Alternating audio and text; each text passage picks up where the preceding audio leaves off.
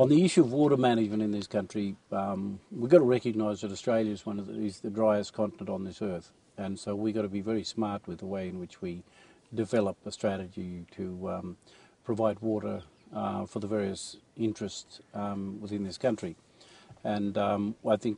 from one of the things that we must look at is environmental and cultural water flows down our Murray-Darling system must be at the forefront of all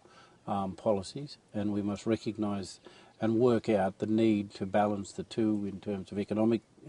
development and the use for environmental flows to be timed with Aboriginal cultural needs, which deals with specific wetlands and the breeding cycles of birds, and we also must take into account as well that at certain times in the year we have international migratory birds arriving into Australia,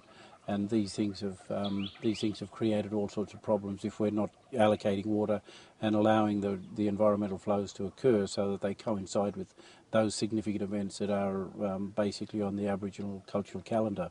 every year. We also need to think about, letting water flow right through the river system for the crayfish, for the mussels, for the shrimps, and for the fish when they're spawning at the right time. So there's got to be an appropriate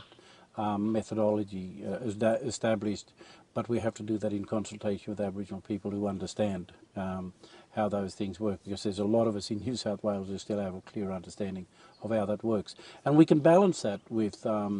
economic flows for our farmers and for our primary producers. And I think that's a very simple thing. It's a very simple process, and I don't think there's really any great concern in terms of being able to locate solutions.